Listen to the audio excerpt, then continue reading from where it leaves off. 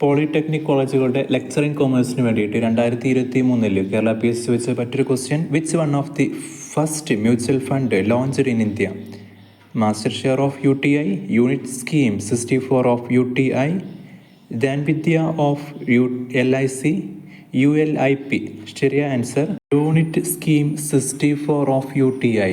അതായത് unit trust of India 1964 അതാണ് US 64 launch ചെയ്ത മ്യൂച്വൽ ഫണ്ട്, ആദ്യ മ്യൂച്വൽ ഫണ്ട് സ്കീമാണ് US 64.